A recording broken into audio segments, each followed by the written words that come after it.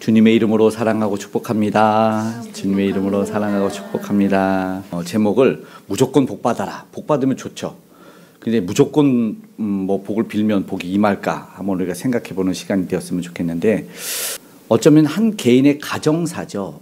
이제 민족, 어떤 지파 이렇게 나오고 사사가 구원을 하다가 한 개인의 이야기가, 가정의 이야기가 나오는데, 은 1,100을 잊어버린 어머니가 누가 가져갔는지 저주를 합니다. 저주를 어떻게 했을까요? 내 돈을 훔쳐간, 이제 어머니가 저주를 하겠죠. 내 은을 훔쳐간 그 녀석 하면서 심한 저주를 했을 거예요. 그렇죠?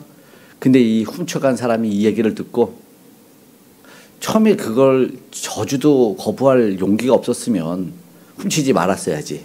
근데 두려웠는지 진짜 저주가 임하면 어떡하지? 그래서 다시 한번 그 돈을 가지고 제가 훔쳤었어요 라고 가져갑니다. 근데 그게 아들이었어요. 아들의 이름은 미가였습니다.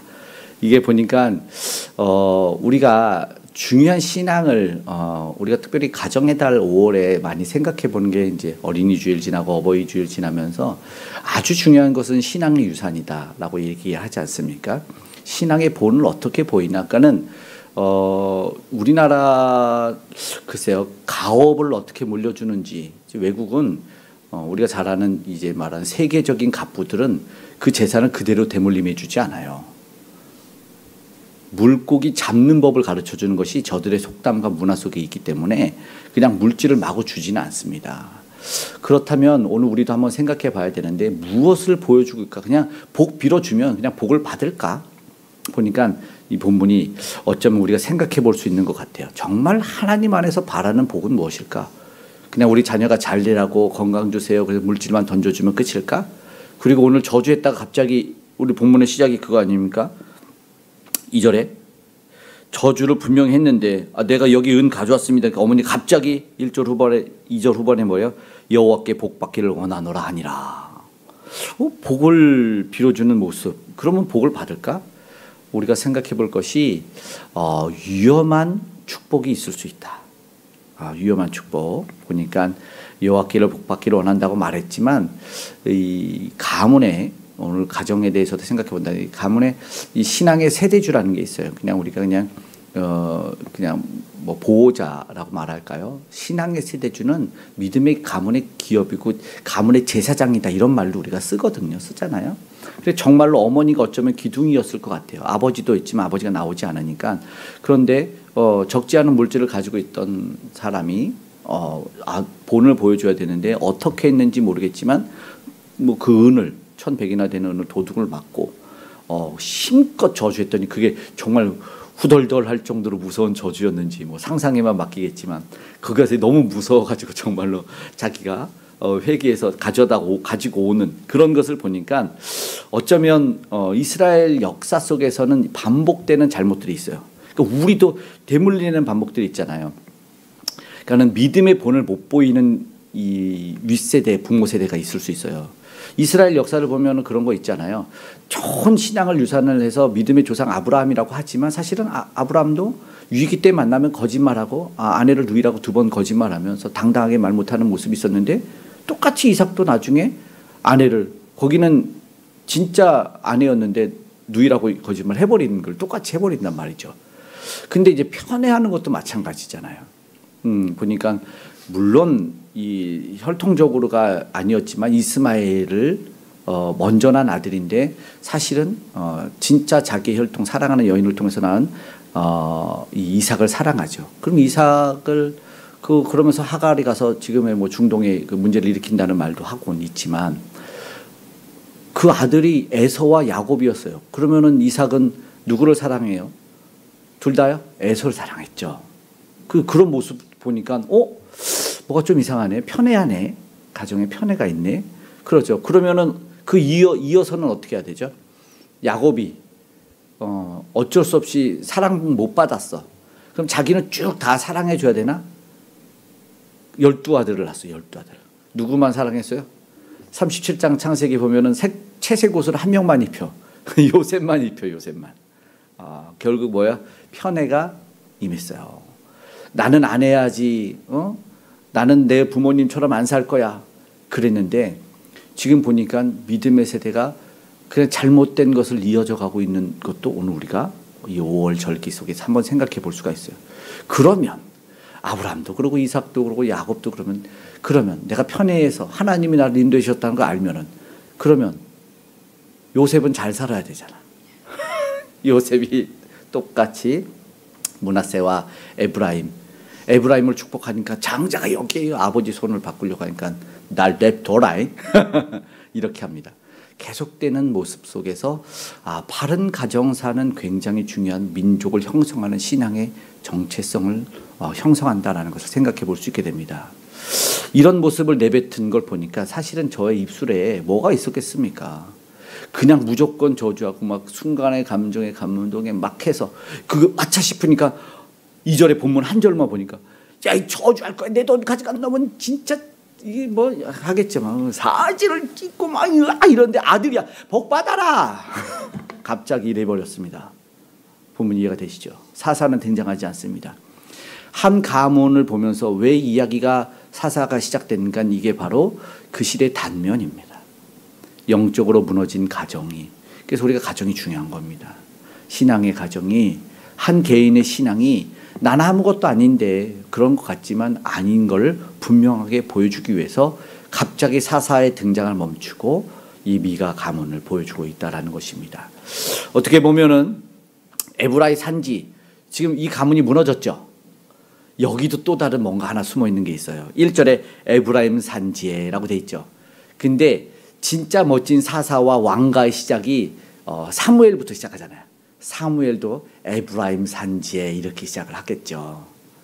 거기는 당연히 에브라임 산지는 제사장 가문이 등장하죠. 한나 가문이 기도로 시작하는 가문, 하나님의 뜻을 헤아리는 가정 이렇게 시작하는 것을 보게 됩니다. 어쩌면 오늘 우리에게 주시는 메시지가 있어요. 안 좋은 예를 보고 있을 텐데 사람들은 총체적 난국이라 영적 어두움을 지금 경험하고 있는 거죠. 자수한 아들에게 어머니가 복을 빌어주면 그는 도둑이었어요. 회개 그리고 어떤 다른 이유는 없어요. 그냥 바로 복을 빌면 제목처럼 무조건 복이 임할까요?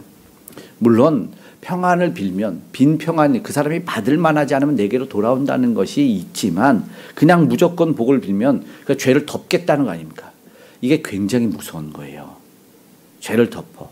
그러니까는 그 아이들 오은영 박사님의 그 치료를 보면 정확하게 잘못을 지적해 주지 않으면 또 다른 그래서 따끔하게 얘기해. 너 이러면 안 돼. 때리면 안 돼. 이건 절대 안 되는 거야 라고 가르치면 아이가 혼란했던 것을 바로 잡아가는 것이 있어요. 그러니까 하나님이 사랑해 그 꼭꼭 안아주죠. 성경을 하나로 요약하면 사랑 뭐 이렇게 하지만 근데 하나님이 죄는요 무섭게 심판하십니다. 나중에 도둑 어떻게 되죠? 아간이 들어오자마자 어쩌면 여리고성 무너뜨리고 그렇게 승리를 거뒀지만 아간을 돌무더기 만들어버립니다. 아골골짜기가 돼버리는 거예요. 단 한 명이었는데도 철저하게 응징해서 죄가 들어오지 못하게 막아내는 거예요. 가정 가문에 가장 중요한 건 그리고 그런 죄를 뭐라고요? 예수님은 누룩이라고 합니다.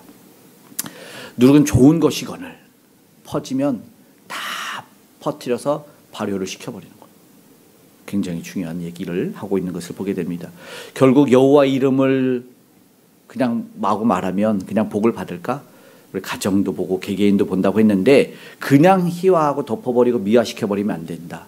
오늘 어쩌면 복만 빌어주는 이 단면 현 시대에 우리가 기복신앙이라고 하지 않습니까?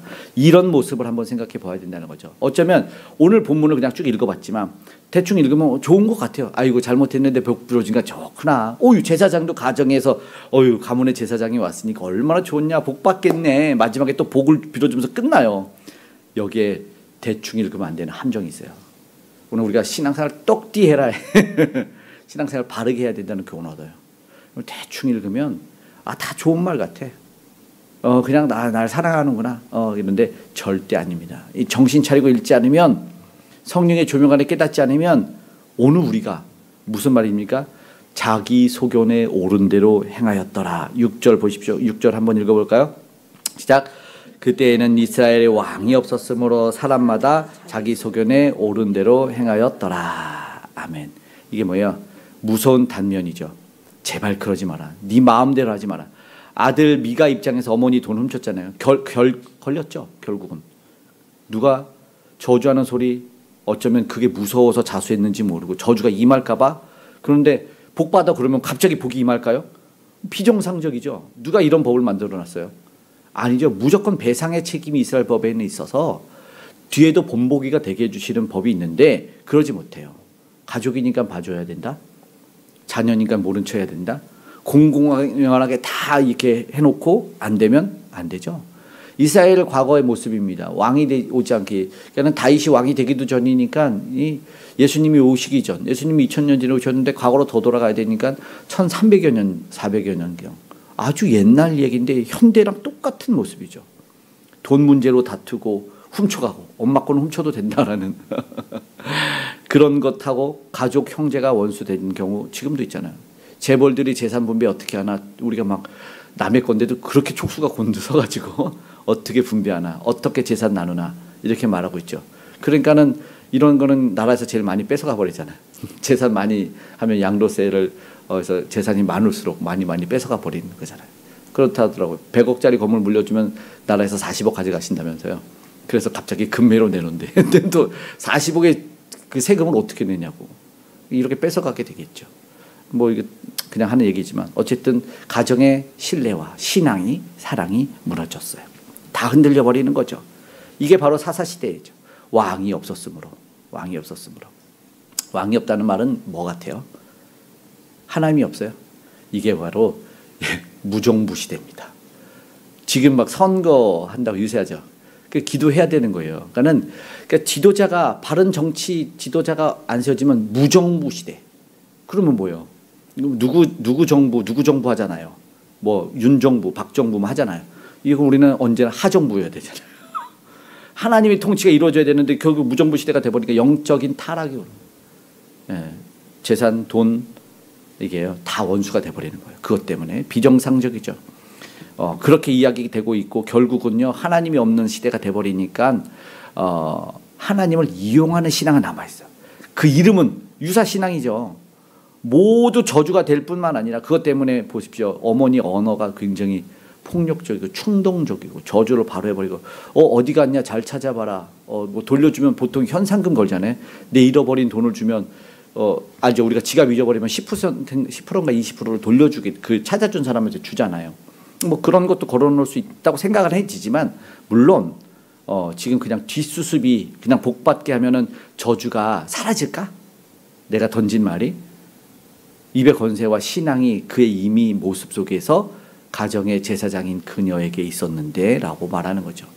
그러면서 말하는 것이 여호와 이름만 부르면 될까? 또 이상한 것이 있는데 한번 여러분 3절의 말씀 한번 읽어보세요. 3절 돌려받은 은을 어머니가 갑자기 여호와께 드리고 저주로 쏟아냈던 본인은 알 거 아닙니까? 말로만 여호와께 복을 구한 모습에 어쩌면 자기가 부족하죠. 그냥 말로만 하면 안 되게 뭔가 좀 우리는 이제 행위적인 모습들을 하려는 모습들 있잖아요. 그래서 은의 일부를 200을 은장새끼한테 주고 그냥 우상을 하나 새겨서 만들면 그게 좀 보호해주지 않을까. 부족해 보이니까 갑자기 내가 조금 뭐 열심히 더 헌금 생활하고 열심히 기도 생활하고 예배 조금 더 하면 하나님 내가 잘못한 것들을 모르죠 우리는. 근데 이제 그런 신앙들이 있잖아요. 그럼 내가 잘못한 걸 하나님 좀 용서해 주지 않을까. 물론 하나님께 회개하고 남은 용서하겠죠. 근데 여기도 그런 게 있었는데 근데 잘못된 게 뭐냐면 신상을 새긴다. 신상을 새겨서 자기가 저주했던 말을 부족했던 그 복을 구한다고 말하니까 뭔가 부족했잖아요. 그러니까는 이걸 이걸 혼합주의라고 하는 거죠. 우리가 말하는 기복적인 모습을 분명하게 있는 거죠. 우상에게 대한 마음이 섞여 있잖아요. 자기 아들을 저주했던 두려움이 저 신상이 막아줄 수 있지 않을까? 그리고 내가 복을 빌었던 저 모습이 정말로 복이 임하지 않을까? 근데 신상을 부어 만들어요? 하나님 도와주세요. 관세음보살 이러면서 이게 혼합주의인 거죠. 그냥 무조건이면 된다라는 거죠. 이러한 잘못에 이중적인 신앙적인 모습이 있어서 지금 보니까 판단이 지금 흐려진 거죠. 정말로 하나님이 관여하지 않고 그런데 이상한 게 왜 하나님 자꾸 보고만 있죠? 바로바로 알려줘야 되는데 그렇잖아요. 사사도 보내야 되는데 그런 느낌이 드는 것 같아요. 왜냐하면 어쩌면 진짜 우리 아를 아까 말해서 안 돼라고 말해주고 꾸짖어 주는 건 진짜 은혜입니다. 내가 막 잘못했을 때 하나님이 따끔하게 얘기해서 막 못 가게 하고 막 상황을 뒤틀게 해서 막아주는 건 진짜 감사한 거예요. 원망할 일이 아니에요. 이걸 보십시오. 내버려 두면요 곪고 썩고 결국은요 뭐야 피 흘리고 통곡하고 우는 그런 일들이 일어난다라는 것을 우리가 보게 되는 겁니다. 결국은요 저들이 그 이유는 뭐였냐면 하나님 왜 침묵하냐면 이런 가장 무서운 적이기 때문에 그래요. 뭐가요? 내 소견에 옳은 대로라는 게.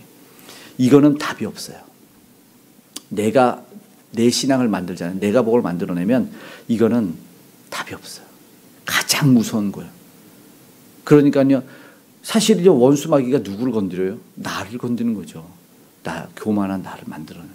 패망의 선봉이 돼요. 똑같습니다. 혼합주의, 이중신앙 결국 이걸요 내가 만들어낸다는 거죠. 그냥 뭐가 탁 튀어나오는 게 아니라 결국은요 입술만 신앙 알죠? 뭐 농담처럼 하지만 진짜 전보러 다니는 집사님, 부족 들고 염주 찬 권사님 이런 거예요. 똑같은 모습이에요. 그렇죠?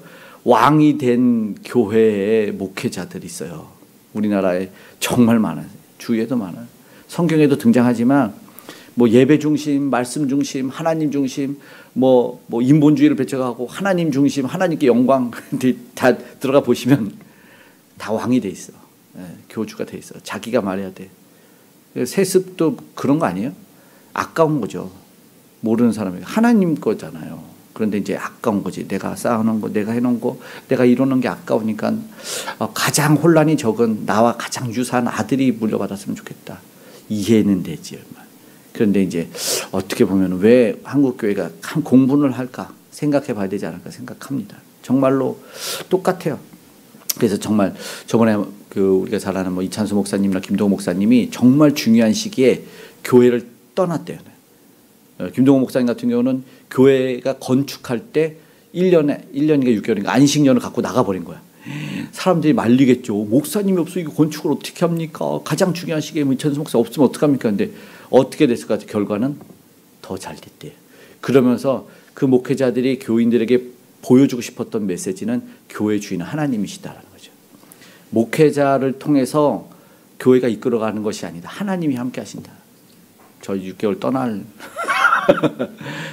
근데 진짜 하나님이 정말 중요한 시기에 하나님이 주인다라는 게 보여질 수 있으면 건강한 교회라고 생각하고 건강한 신앙, 건강한 성도라고 생각합니다. 그렇게 알려줘야 돼요. 당연한 거죠. 근데 어쩌면 입술만 하나님이 주인이십니다라고 말하면서 누군가가 주인이 되어 있는 모습들이 한국교회 너무나 많아요. 뭐 장로님들이, 뭐 목회자들이, 뭐 어떤 선교 단체 다 그런 그게 오늘 우리가 여전히 사사기를 만들어내고 있는 것 같습니다. 이걸 뭐예요? 말뿐인 신앙이라고 생각합니다. 그러니까 결국에 5절에 봅시오. 5절 한번 읽어봐 시작. 그 사람 미가에게 신당이 있으므로 그가 에봇과 드라빔을 만들고 한 아들을 세워 그의 제사장으로 삼았더라. 뭔가 에봇은 제사장이 있는 것 같은데 신당은 뭐지? 집에 신당이 있어. 근데 드라빔? 드라빔은 뭐지? 갑자기 혼란이 오는 겁니다. 이게 가짜니까요. 이게 사유화된 신당에서 예배하는 거예요. 예. 무슨 성전 하는데 미가 성전에서 예배를 하는 거예요. 이제 유사품들이 많아요. 그리고 자기가 개인적으로 자격 없는 이제 제사장을 세운 거죠. 세상에 타락할 때는 유사품이 등장해요. 많이 등장해요. 사이비가 많이 등장합니다. 이단이 참다운 목사, 참다운 성도, 바른 교회가 없으니까 세상에 얼마나 없으면 바른 교회, 좋은 교회. 교회는 원래 좋고 교회는 원래 바른 곳이어야 되는데 그 앞에 그런 수식어를 붙여놔요. 그 목사님 소개할 때도 목사님 그럼 딱 끝나야 되잖아요. 그런데 진짜 좋은 목사님이에요. 이건 100% 의심해야 됩니다. 이런 수식어를 안 붙이면 사람들이 안 믿어요. 야는 우리가 바른 색깔을 못 내고 바른 향기를 못 내고 있다라는 것입니다. 그러니까 목사님, 장로님, 권사님, 집사님 하면 끝나야 됩니다. 세상에서는 이미 판단을 딱 내려줘. 어우, 집사님이라는 직분이 있으니까 내가 당신하고 거래하겠습니다. 이게 세상에서 인증이 돼야 되는데 안 해요. 오, 집사님이요. 사기 좀 치겠는데. 세상에 믿지 않는 시대가 돼버려가지고 교회, 그 세상에 믿지 않는 사람들, 우리의 입장에서야 교회를 보호하고 싶고 안타깝지만 안 믿는 사람 입장에서 교회를 그럴 필요 없어요. 이미 너무 많은 안 좋은 소리를 들었기 때문에 바른 교회, 바른 목회자, 바른 성도가 사라져 버리니까 그러니까 썩었다 말하는데 썩지 않아도 쉰내는 다 내는 것 같아요. 이미 안타깝죠. 6절의 모습을 보니까는 역시나 왕이 없었으므로 통치자 사라졌다는 것은 말씀드린 대로 영적인 무정부시대. 그게 뭐예요? 이들은 종교가 뭐예요? 놀이예요. 아들이 종교 놀이하라고 제사장 신상 만들어서 야 너 이제 종교 놀이해. 에봇도 만들고 드라빔도 만들고 뭐 복 준다는 건 다 갖다 놔. 절자 써 있고 만자 써 있고 막 써 있는 거예요. 그게 똑같은 거예요. 자기 소견에 오른 대로. 이게 뭐예요? 굉장히 무섭죠. 자기 소견에 오른 대로 내가 왕이다. 내가 왕이다. 요거를 자기 소견에 오른 대로 행하였다를 세 번역으로 하면 사람들은 저마다 자기의 뜻에 맞는 대로 하였다. 현대인의 성경에는 사람마다 자기 생각에 좋을 대로 하였다. 오늘 우리 가운데 있잖아요. 그죠? 교회인데 안 돼. 돼. 이걸 내가 결정해. 저도 그래서 뭘 이렇게 예배 중심의 어떤 부분이 아니면 다 이게 막 자치회 아니면 어떤 그 위원회가 다 맡아서 해주길 바라고 이제 그렇게 좀 하려고 합니다.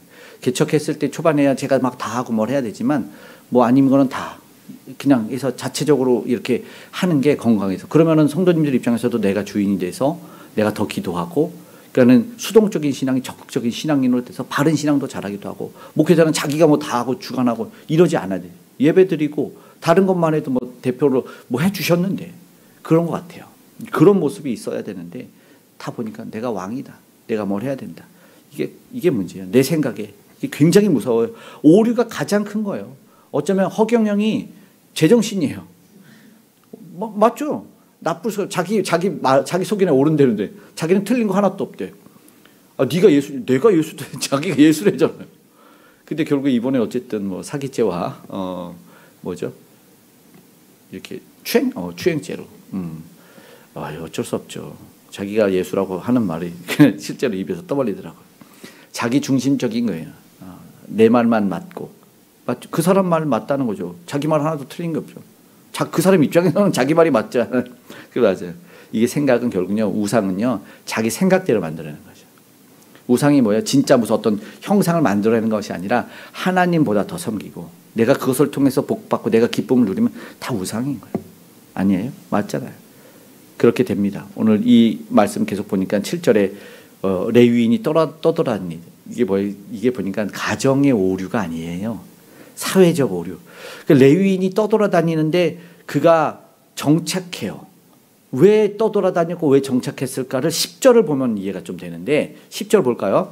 미가가 그에게 이르되 내가 나와 함께 거주하며 나를 위하여 아버지와 제사장이 되라. 내가 해마다 은열과 의복 한 벌과 먹을 것을 주리라 하므로 그 레위인이 들어갔더라. 아멘. 제사장은 여러분 어떻게 사례를 받는지 알죠? 제사장은 분깃을 그러니까 땅을 안 줘요. 농사를 지어서 그걸 기업으로 삼고 소출로 인해서 살아야 되는데 레위인은 그게 없어요. 하나님의 일만 제사 드리는 일만 하니까 레위인은 그 성읍에서 주는 11조로 레위인들이 살아가게 돼 있어요. 땅이 없어요. 기업이 없어요. 하나님이 그것을 기업으로 줘. 무슨 텃밭은 주긴 했는데 안 줬단 말이죠. 근데 레위인이 떠돌아다닌다는 이유를 보니까 이미 시대가 뭐래요? 제사를 안 드리기 시작하고 11조를 안 드리기 시작하고 화목제물을 안 드리기 시작하니까 제사장이 생계 위기가 오니까 떠돌아다니는 건 알겠는데 결국에 은열을 연봉으로 주겠다. 그리고 옷 한 벌 준다니까 뭐예요? 정착해. 근데 정확한 뭐 계산법은 아니지만 은 하나가 4, 5일치 이 품삯이랬잖아요. 그러니까는 내가 한 달치, 두 달치 월급 줄게. 연봉을 주시다니. 나 여기서 함께 거하겠습니다. 이런 모습 아니겠습니까? 뭐가 안타까운지 알겠죠? 뭐가 무너졌는지 알겠죠? 땅도 분배가 안 돼서 하나님만 섬기대로 구별된 사람이 개인의 사유화가 돼버리죠. 안타까운 모습이지만 이 현대에도 이런 모습이 있죠. 하나님께 바르게 오늘 우리가 드리고 있는지 보니까 내 소유가 되는 거죠. 농담이 아니라 정말로 내 옛날에 아주 오래전에 들었는데 작년에도 어떤 분한테 들은 게 나 직분자 안 시켜주면은 나 교회 떠난다고. 그랬더니 어떤 목사님이 여기 병천 가까이 있는 목사님이 그러면 안 된다고. 그럼 우리는 받아줄 수 없다고 했더니 그러면 내가 내놓은 1년치 11조 내놓으라고. 그렇게 했대. 자기 거 하나님에게 드렸는데 어쨌든 진짜 아주 옛날에 들었는데 실제로 그걸 또 그런 사람이 여전히 존재하는 그런 모습이 있더라는 거죠. 어쩌면 우리 모두의 책임입니다. 공동체가 이렇게 된 거죠. 그러니까 레위인이 떠돌아다니까 레위인이 이 사람 문제네. 요거 썩었네. 이게 아니라 결국 거기가 그를 떠돌이로 만들게 됐죠. 지금 교회의 문제죠. 물론 물질만 바라는 목회 사역도 문제겠지만 결국 내가 교회의 주인이다라는 그런 모습도, 내가 누구를 자르고 붙들고 현대 그런 거 있잖아요. 내가 누구를 세우고 내가 데려오고 이런 거 있어요. 여전히 있습니다. 10절 나를 위하여 아버지와 제사장이 되라. 말이 될까요? 나를 위하여 아버지와 제사장이 되라. 자기가 뭐가 조금 찜찜했으니까 레위 출신을 갖다 놓은 거예요. 참 재밌죠. 여전히 사이비 유사신앙 그런 거죠. 민족을 위한 제사장이어야 됐잖아요. 그런데 지금 고용하는 모습 보니까 이 제사장이 뭐예요? 제사장도 돈과 명예, 저도 마찬가지로 더 이상 하나님의 집은 진짜 집은 없어졌어요. 그죠? 떠돌이, 영적인 떠돌이 신앙인들이 지금 있는 거죠. 이제 오늘 우리가 이 짧지만 메시지는 좀 강렬하기 시작합니다. 13절에 그러면서 그가 하는 말을 한번 들어볼까요? 함께 읽어봐요. 13절 마지막 절. 이에 미가가 이르되 레위인이 내 제사장이 되었으니 이제 여호와께서 내게 복 주실 줄을 아노라 하니라. 아멘.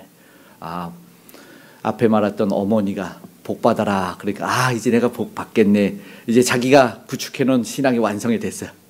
복 받을 조건들 딱 해놓은 거예요. 어머니의 모습이 그래서 가정, 다음 세대, 윗세대에 얘기하는 겁니다. 지금 오늘 우리의 말 하나디 그리고 우리의 행동 하나 우리가 정말로 사랑 담긴 말 하나 다 아이들이 보고 있어요. 따라기도 하더라. 제가 아이 데려다 주면서 그 어떤 좀 학교 앞에 짧은 공간 속에서 이렇게 거기 딱 지날 때 이제 기도한다 그랬잖아. 그때 기도하는데 아이가 그 더 나 여기서부터 기도할래 이런 모습 보면서 야 네가 나보다 낫다. 더 기도를 하고 학교를 가고 싶은 아이의 마음. 그 짧은 것보다 조금 더 기도를 해야 되겠다는 그런 마음들이 있어야 되는 거죠. 더 기도하는 모습들을 보여야 되고 우리 다음 세대는 나는 그보다 더 기도해야 되는데 나는 더 말씀을 사모해야 되는데 나는 더 예배 열심히 있어야 되는데 이런 모습이 나와야 되는데 지금 그런 모습들이 안 나오는 거죠. 그냥 복 빌면 무조건 복을 받을까요? 아무 하나님에 대한 사랑의 고백이 없고 예수 그리스도가 나를 구원해 준 아까 말한 것처럼 정말 중요한 내가 뭘 하면 되는 거라고 생각합니까? 아니잖아요. 하나님의 은혜잖아요. 은혜. 안 그렇습니까? 아까 말한 그 부족한 자를 내가 생각했던 장자들을 세우면 그 사람들이 복을 받아요? 아니었잖아요. 결국 하나님 뭐예요? 왜 에서 아닌 야곱을 세웠는지 왜 므낫세 아닌 에브라임을 세웠는지 그 하나님의 선택이잖아요. 주권이 누구예요? 하나님.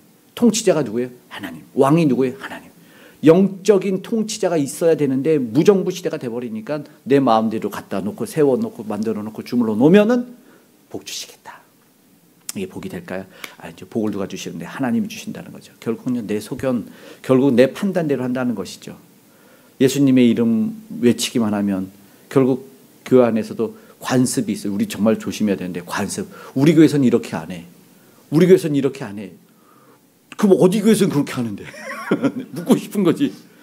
인간 중심이 돼버린 교회들이 하나님 중심이 안 된 교회들이 많아요. 믿음의 탈이라고 해야 될까요? 믿음의 탈. 예수의 탈 쓰고 결국은 인간 중심이 신앙이 돼서 이게 영적 질병이죠. 퍼져 있었어요. 이미 퍼져 있어요. 이 가정을 보면서 단면을 보여주죠. 무조건 복을 빌면 복이 받겠니? 라고 묻는 거 아니겠습니까? 그럼 네가 복을 빌면 복을 받겠니? 복을 빌기보다 뭐예요? 작은 것 하나에 순종할 때 정말 힘든데 순종하는 모습 보면 그걸 배우더라고. 아이들이. 왜 참어? 하나님 때문에. 그럼 아이들은 혼란이 세상과 구별되는 이 정체성이 바로잡기 시작되는 거예요. 무엇보다 복을 주실 분이 누구인지 그분의 말씀에 순종하는 모습 거기에 따르는 모습들이 있어야 되잖아요. 복 주시는 분 말씀 따르는 게 당연하죠. 결국 우리가 진짜 가정과 교회 진짜 왕이 누가 되셔야 되는지를 돌아보고 유사 신앙을 내려놓고 진짜 믿음을 회복하기 위해서 오늘 우리가 다음 세대 위해서 5월 특별히 가정의 달이잖아요. 그래서 한 번 더 기도할 수 있는 저와 여러분 됐으면 좋겠고 이미 세상에 팽배한 어둠이 물러가기를. 그래서 오늘 우리 찬양은 우리의 영혼의 햇빛 비치기, 내 영혼의 햇빛 비치기를 찬송가 428장 찬양하면서 우리 하나님 앞에 간절히 기도할 수 있기를 간절히 소망합니다.